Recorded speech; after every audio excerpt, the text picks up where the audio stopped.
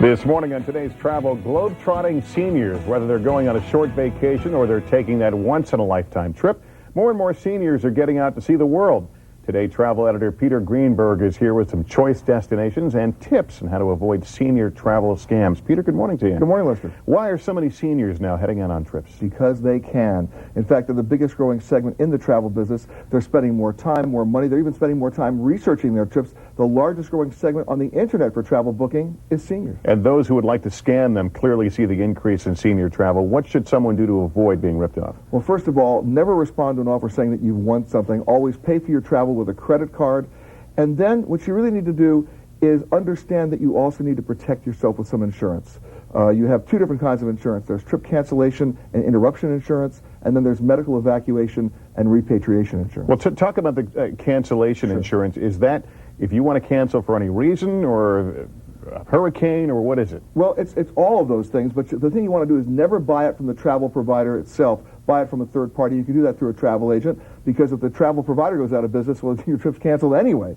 Now, medical evacuation and repatriation insurance is very important. If you get sick or injured anywhere in the world, if you have the right kind of policy, they will actually send a medically equipped jet for you and fly you back to the medical facility and doctor of your choice. But not necessarily the local hospital, but they'll take you to Paris or London or wherever you want to go to. Travel Guard International and MedJet are two good companies that do that. Lots of groups and destinations that cater to seniors. You pick some of your favorites. ElderTreks, what is that? This is a great adventure travel company for folks 50 years of age or older. They'll take you up to the Arctic North on a great hiking experience up there. I mean, you really are getting active out there. They'll take you on a 20-day trip to Thailand, or they can even take you out to a wildlife sanctuary in Western Canada where you get up close and personal with the grizzlies.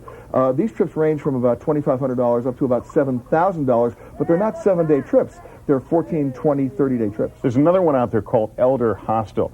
Roughly the same? No, a little bit different, because it's a good alternative situation, because it not only provides an educational experience for you, you also, don't spend that much money because you're in other accommodations. It's not a question of being upscale accommodations. You're getting out and up close and personal with the people you're visiting. I was going through the notes, and among the destinations you recommend, one I hadn't thought of for seniors, or even for anyone else, Vieques. This is a great sleeper. Most of us remember Vieques as the island that the Navy was bombing for many, many years. Right, that's the first thing that came to mind. We covered as well. The Navy's not there anymore, and in fact, it's a beautiful island. It's only 7 miles off the coast of San Juan, Puerto Rico. You can access it by ferry or by plane. There's a new hotel that just opened up called the Wyndham Martineau Bay. It was actually, they stopped construction when the Navy was there. They finished it now. It's gorgeous. They've got great beaches. It's a sleeper because when you go there, you can not only get to do a vacation, you can also research it as a place to retire. And pretty affordable. Very affordable. All right, there's a place you like on Hilton Head. Yeah, it's called Sea Pines. Sea Pines, right. This is an eco-planned community. It's over 5,200 acres. It's got a 640-acre wildlife preserve. 22% of the people who live there are already retirees. It's great golf. It's great hiking. They have photography workshops. The other interesting thing about it is you can rent a villa there for about $104 a night, but to buy one's about $200,000, so it's affordable in that range. And it's a great idea to go and research it by staying there. You don't have to go buy it. Just go see if you like it. See if you like it. Palm Springs, California, that's the first you think of mine. South Florida and Palm Springs is a place for seniors. And that's why I threw it in there, because it's 350 days of sunshine, golf, and more golf. In fact, it's the only airport I've ever been to that has an outdoor putting green, which either says something about the airport, you'll be delayed a long time, or people will play golf anywhere in Palm Springs. And tell me about what's the senior set called the Whoopies. What is that? That was coined by Arthur Tauk of Tauk Discovery Tours. It means well-off older person.